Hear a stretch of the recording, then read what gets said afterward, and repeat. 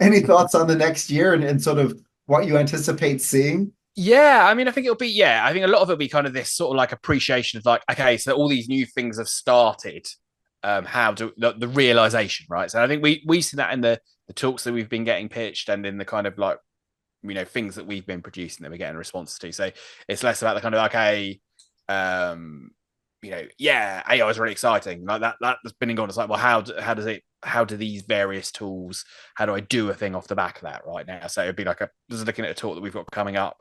It's for the UK event, but talking about using ChatGPT to manage Google Search Console reports, right? And like, so that, to me, that's gone from the less of the kind of, hey, society's going to change AI stuff to a kind of like, okay, here's something that's going to take you 2 hours that is now going to take you 15 minutes. And like, I think we'll see more and more of that in all of these different areas of like work, where it'll be kind of like, yeah, that's impressive, but what do I do about it? And I think, yeah, that's going to be an interesting challenge for the AI platforms of sorts, because it is that kind of, they saw this huge peak of like, wow, isn't this amazing?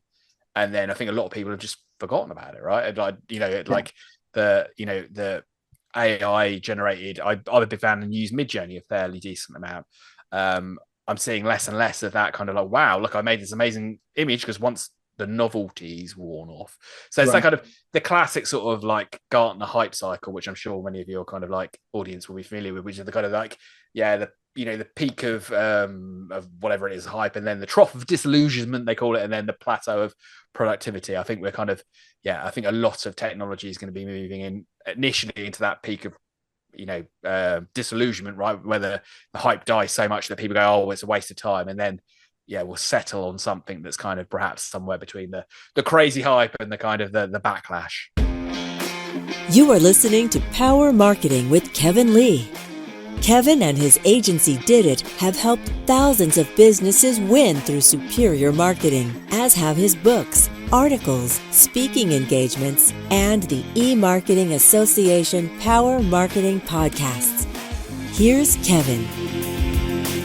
Super happy to have Kelvin on the podcast as a guest because he wears not quite as many hats as I do, but he wears several hats as well. So let's start with the SEO side of your business, Kelvin. You got into the SEO business as Brighton SEO. So what was the catalyst for that? What was the Yeah. Oh, well, first of all, thanks so much for having me along, Kevin. Yeah, really excited to kind of share the story and hopefully, yeah, provide some experience and advice that I've kind of learned along the way. But yeah, and yeah, started inadvertently organizing a meetup of people who worked in SEO.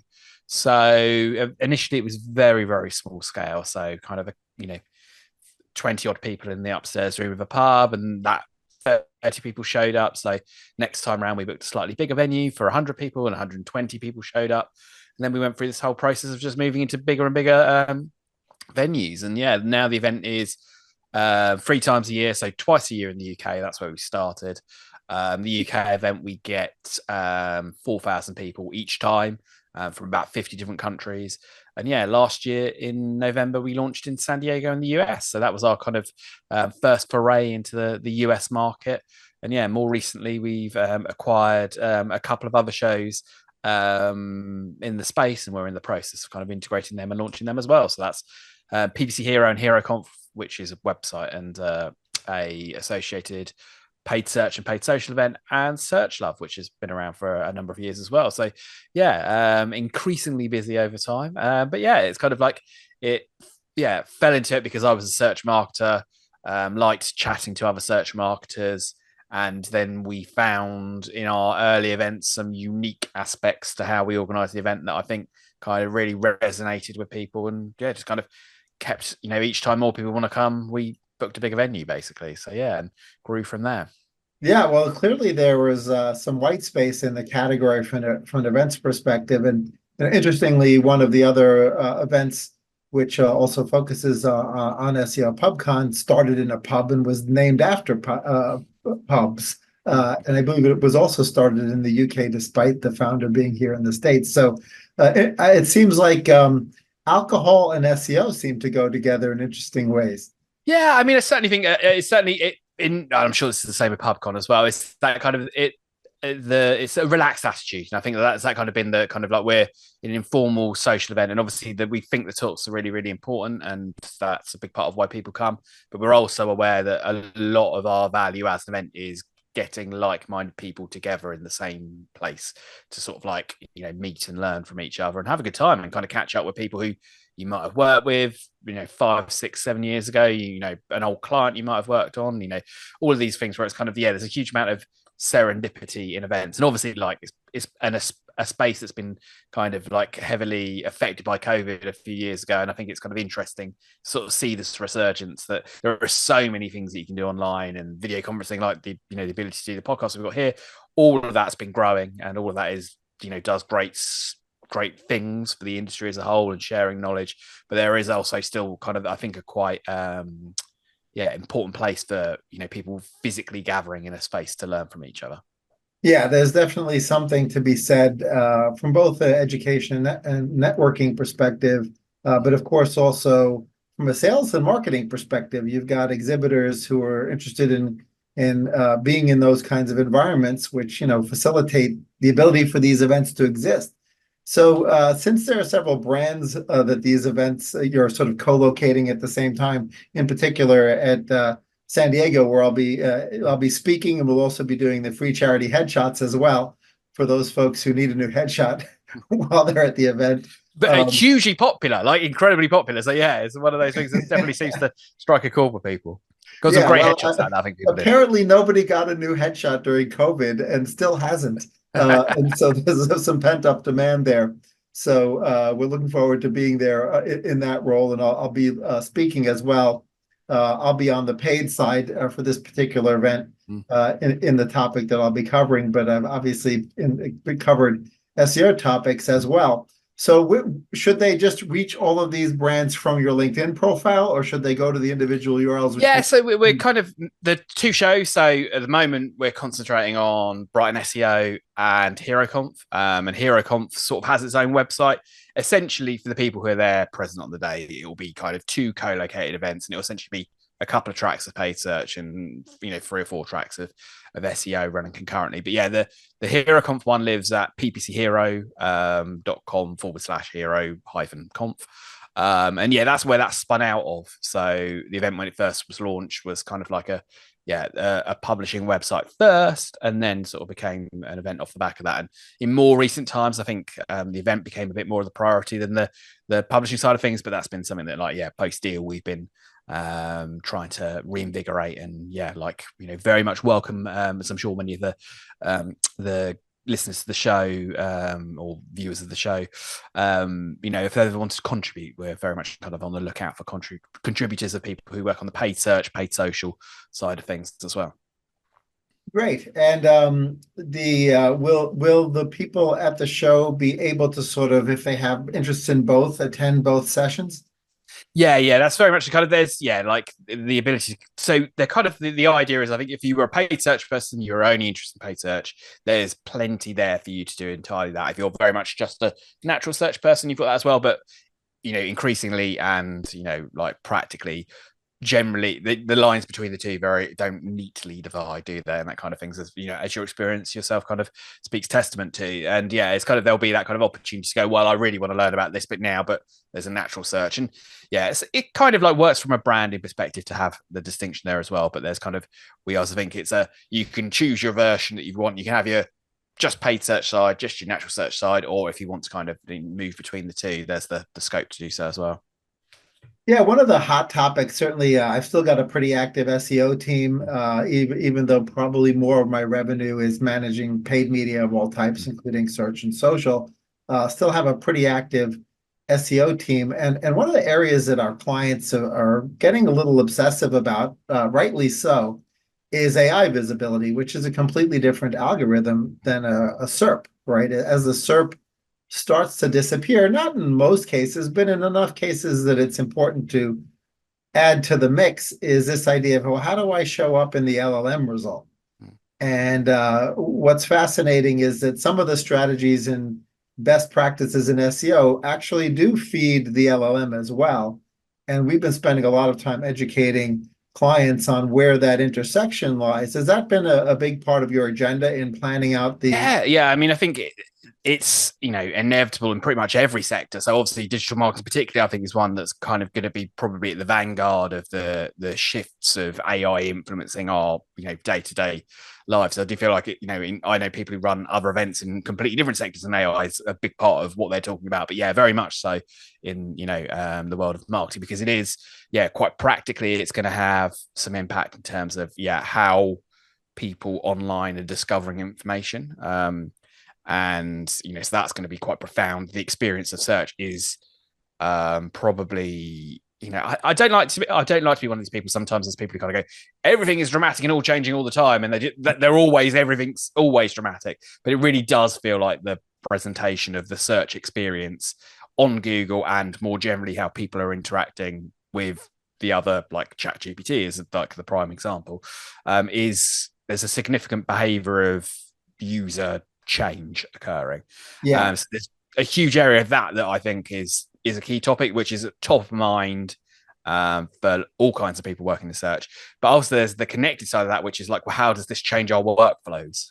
And I think that's kind of like increasingly where I perhaps, as the sort of the last couple of years of AI's sort of like rise in prevalence, I thought it was just going to be, the search results will be different.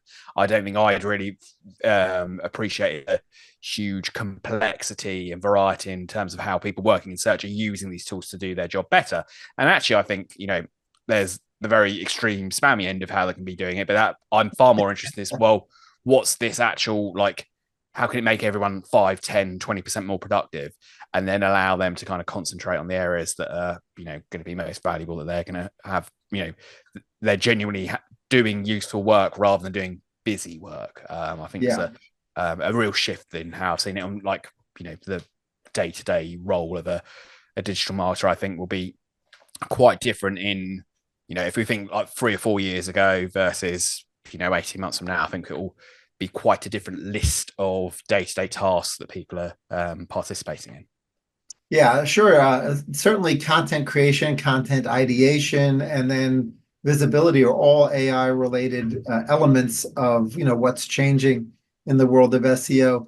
As you sort of planned out the agenda for the conference, both the UK conferences and for San Diego, how have you sort of future-proofed your agenda, right? Given how it's tricky, yeah. I mean, particularly because, particularly with our US one as well, because our UK events are every 6 months. So, like, we don't start until only 6 months away. So it's only never too far away there.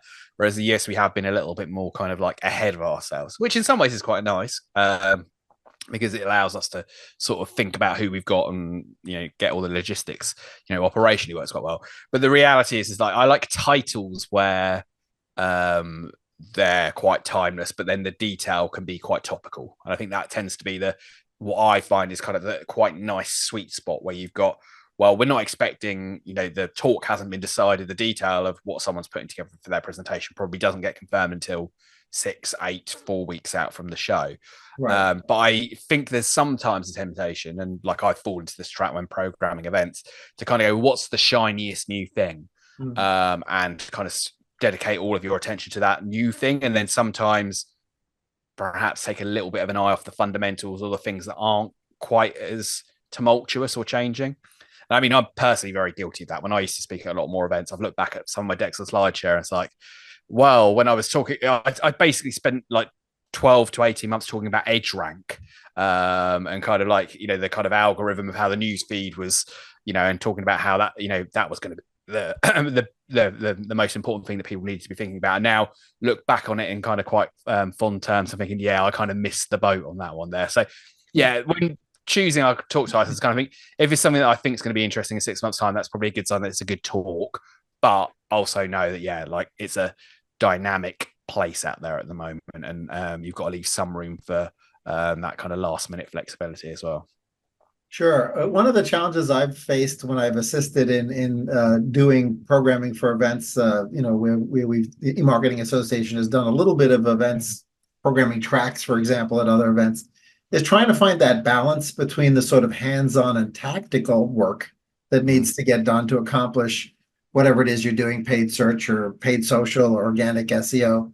And then there's the sort of more strategic thinking topics, which are usually people attending a conference, whether it's virtual or real time, face to face, where they'll be delegating this work to somebody else. But they do want to know enough about how the sort of sausage is made so they can make intelligent decisions around budget allocation or human resources allocation.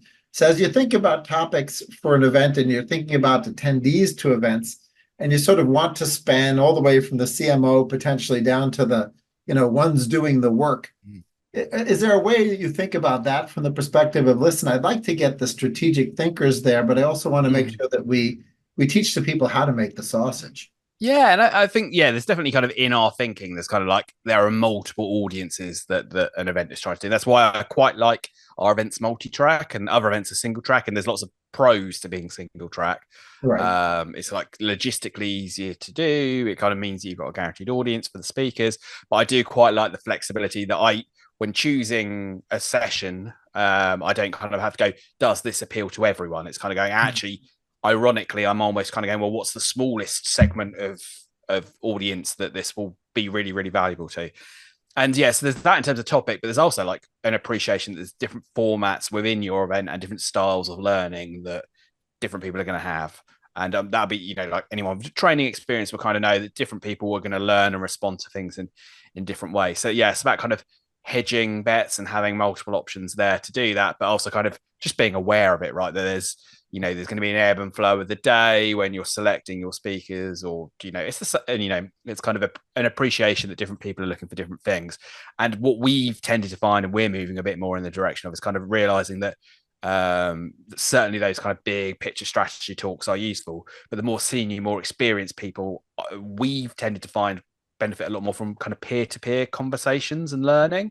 So it's about finding the ways in which, like, well, how can we get the heads of digital e-commerce companies in the same room having conversations with each other, so they're kind of like learning from each other in different ways, shapes and forms. So yeah, it's about flexibility and variety, and also knowing as well that, like, we do quite a bit when we selected the speakers, different rooms have different sizes, so we'll do things like we'll say, well, here are our 20 topics we're going to do.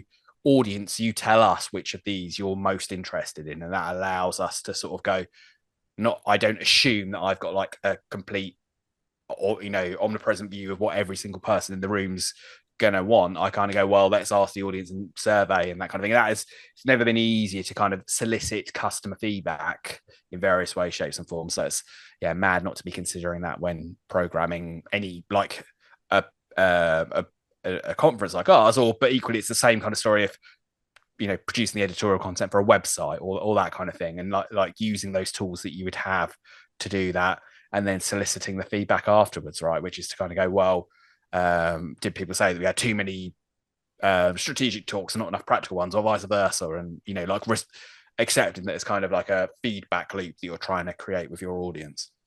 Right. Well, on the flip side, obviously you've got sponsors who will, be involved in a variety of ways of sponsoring, including having, tables or booths in the trade show floor.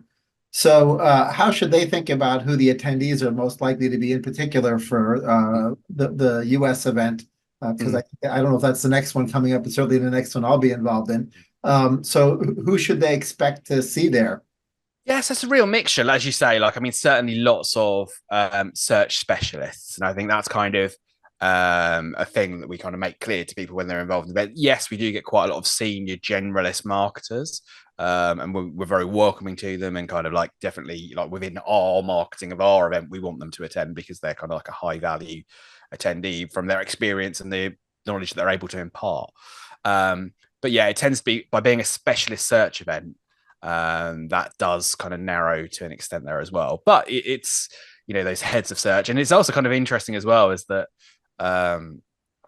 it's surprising to me, not so much now, but like a few years ago, the scale of some of the in-house teams that there are kind of often quite bigger and like often more complex, and dealing with like projects of the scale that kind of the in-house team might be bigger than your average agency in some kind of cases, and particularly in the States as well. So yeah, it's interesting for us kind of seeing the geographic patterns emerging as well, because obviously it's a West Coast event, so we knew that's kind of going to favour certain attendees, but we were really quite surprised how many people were flying in from Canada, and like in terms of like the instinct that we had was, okay, yes, West Coast, we'll get, that'll be where people will fly from, but yeah, but certainly I think there's opportunity in the East Coast as well, isn't it? Like longer term as well, because it does tend to be kind of practically it's the case there as well. But we're also quite surprised that the LA and San Diego SEO community do seem to be quite significant, and can justify the event on its own terms before you get all the people flying in as well. Well, wearing your sort of marketer hat, and in particular your SEO hat, to the extent you still keep your fingers and your hands dirty in there. So, are there any things that you're doing differently within the last year, or ever since the helpful content update in particular, with regards to your own SEO, or advice you have for folks out there doing SEO from a practical perspective? Yeah, I think it's always been something that's been important, which is to understand your customers, right? Isn't it? And I think that's been like, it's so glib that it feels silly to say it, right? That it is one of these things, but it does. That's very much been the direction of travel, isn't it? Which is the kind of like, well, how can I be genuinely helpful and useful?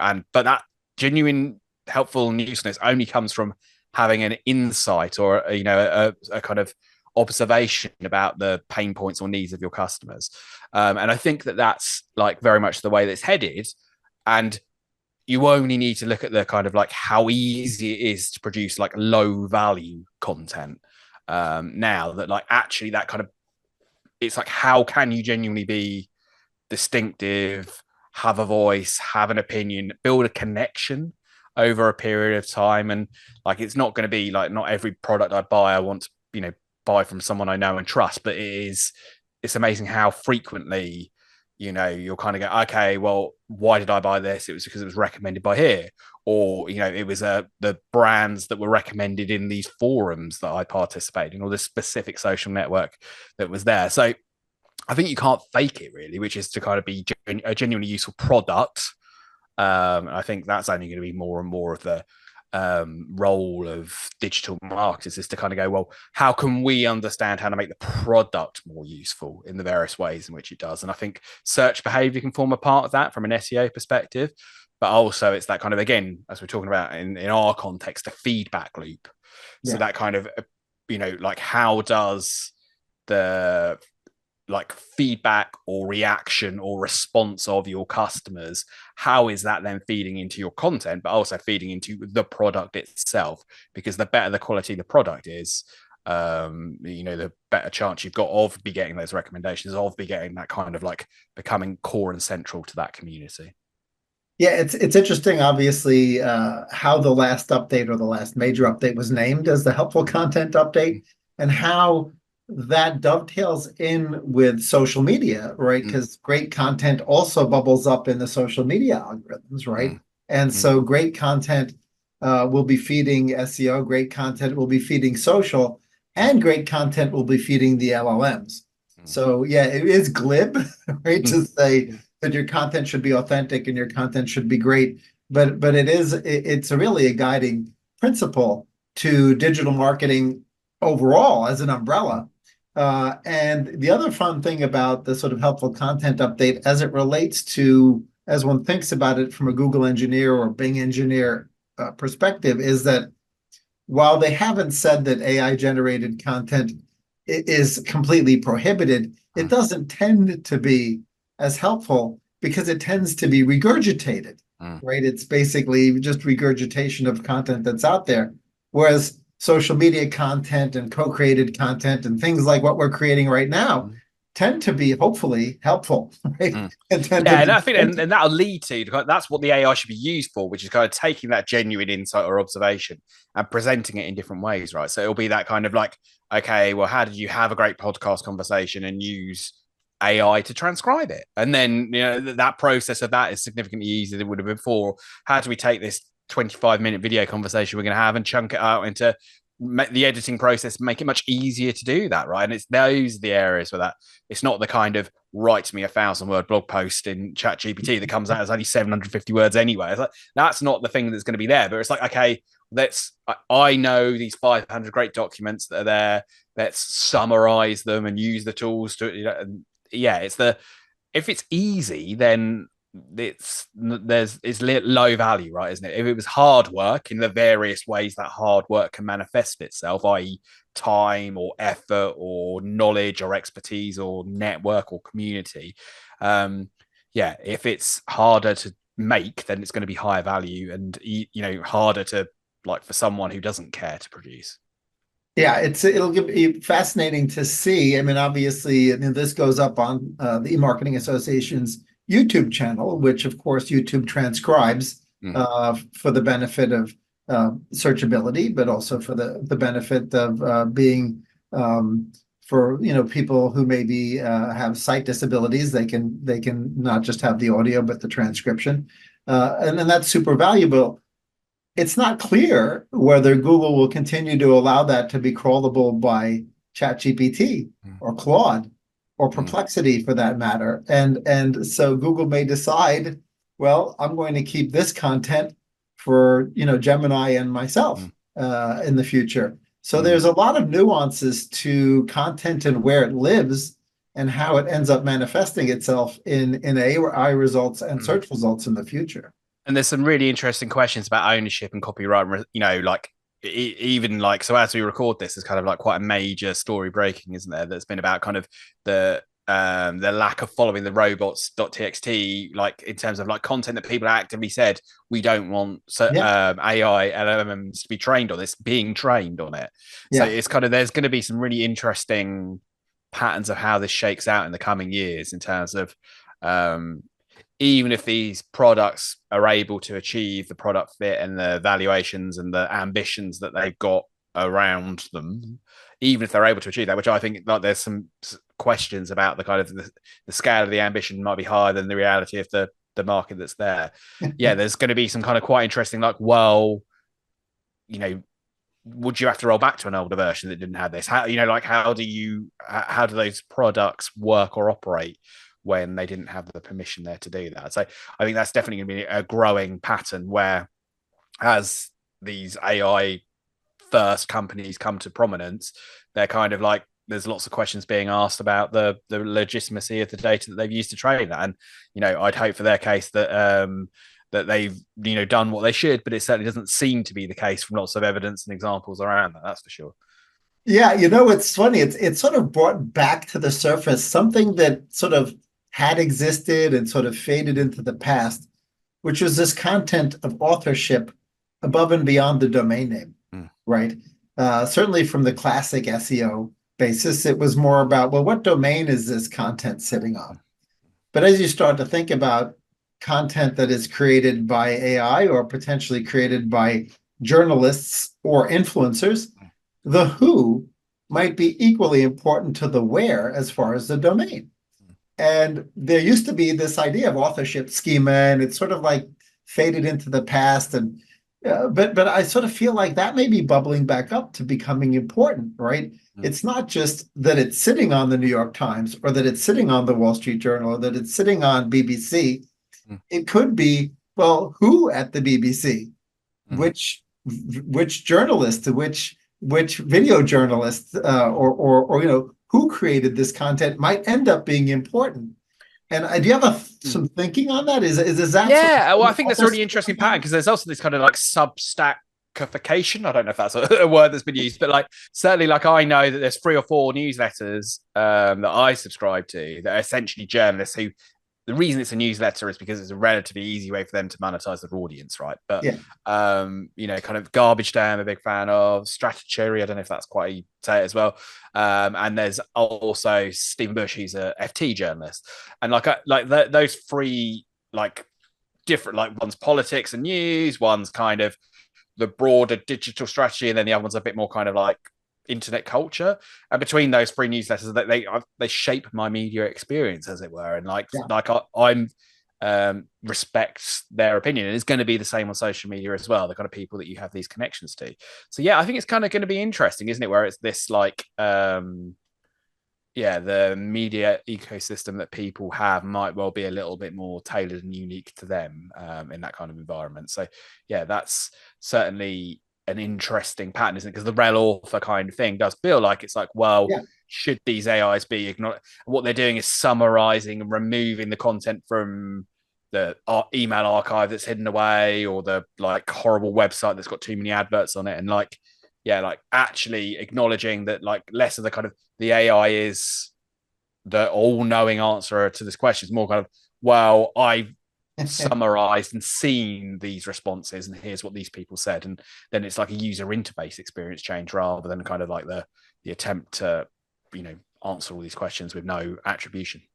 Yeah, another authorship related twist is I sort of, you got me thinking about how some broadcast entities have found themselves having created the Frankenstein monster in a sense that some of their journalists have gone ahead and started social media handles, right? And ended up with followings that rival or even eclipse the original broadcaster or publisher, or you know, and now have so much power as a result of having created their own brand on the back of their employer, right? That it creates this interesting dynamic where, you know, as the person creates the content on the CNN, on the Fox, on the BBC, and simultaneously reposts it on their socials, you know, they're essentially building themselves quite the brand, right? And putting themselves in a position of when their contracts come up for renegotiation, they don't necessarily need to, you know, they're in an interesting power position, but it also has interesting journalistic or PR related implications from an SEO perspective, in that as one the lines between influencer and journalist are really starting to blur quite a lot. Yeah, because that was immediately what I was going to say, because you almost got the influencer and the kind of the individual as a media organization. So your Mr. Beasts of this world, or the kind of the various YouTubers who like employ staffs of, you know, 20, 30 people. And you're kind of going, well, actually, that's a newsroom, or certainly a kind of it's a media organization of some shape or form. And yeah, it's, you know, this is kind of, I suppose, comes to some extent from the democratization of kind of publishing and, you know, media production of video content and all that sort of stuff. And yeah, and like it's you know, it's an interesting space where it's never going to be, it's not going to be as simple as perhaps it might have been in the past, but actually maybe that's there is good and ill that will come of kind of everyone having their own kind of like the mini media people that they're like, rather than the organizations. But yeah, I also, yeah, it can be quite exciting in some ways as well. Yeah, an interesting change in the algos on the social media side of things has been, it used to be more about the person in the same way that SEO used to be more about the domain, right? But now the sort of TikTokification of the algo means that a really, really good piece of content can break out, right? And some of the other algos have also started to shift into that, where it's somewhat about the individual, it's somewhat about who the creator is, but sometimes you'll get these sort of breakout viral hits that you know, just spike up for one creator, and there's very little else that they've created that achieves that same level of reach. And I think it has implications from an SEO and visibility perspective, but it also has implications from a social media perspective. It's going to be a really fascinating year. Any thoughts on the next year and sort of what you anticipate seeing? Yeah, I mean, I think it'll be, yeah, I think a lot of it'll be kind of this sort of like appreciation of like, okay, so all these new things have started. How do the realization, right? So I think we see that in the talks that we've been getting pitched, and in the kind of like, you know, things that we've been producing that we're getting responses to. So it's less about the kind of, okay, you know, yeah, AI is really exciting. Like that's been going. It's like, well, how do these various tools, how do I do a thing off the back of that right now? So it'd be like just looking at a talk that we've got coming up. It's for the UK event, but talking about using ChatGPT to manage Google Search Console reports, right? And like, so that, to me, that's kind of quite, that's gone from the less of the kind of, hey, society's going to change AI stuff, to a kind of like, okay, here's something that's going to take you 2 hours that it's now going to take you 15 minutes. And like, I think we'll see more and more of that in all of these different areas of like work, where it'll be kind of like, yeah, that's impressive, but what do I do about it? And I think, yeah, that's going to be an interesting challenge for the AI platforms of sorts, because it is that kind of, they saw this huge peak of like, wow, isn't this amazing? And then I think a lot of people have just forgotten about it, right? And like, like the AI generated, I'm a big fan and use Midjourney a fairly decent amount. I'm seeing less and less of that kind of like, wow, look, I made this amazing image, because once the novelty's worn off. So it's that kind of the classic sort of like Gartner hype cycle, which I'm sure many of your kind of like audience will be familiar with, which is the kind of like, yeah, the peak of whatever it is, hype, and then the trough of disillusionment, they call it, and then the plateau of productivity. I think we're kind of, I think a lot of technology is going to be moving in initially into that peak of, disillusionment, right? Whether the hype dies so much that people go, oh, it's a waste of time. And then, we'll settle on something that's kind of perhaps somewhere between the crazy hype and the kind of the backlash. Absolutely. Well, I'm looking forward to the conference, and it was great you sharing not just conference related content here today, but also talking about sort of the current and future state of visibility, not just SEO. I appreciate having you on, Kelvin. Thanks so much for having me. Kelvin Lee's Power Marketing is available on all your favorite podcast networks. Kelvin loves helping businesses excel at marketing. Having marketing challenges? Just like Santa in The Miracle on 34th Street, if Kelvin can't help you, he'll know someone who can. Find him on LinkedIn, subscribe, or follow.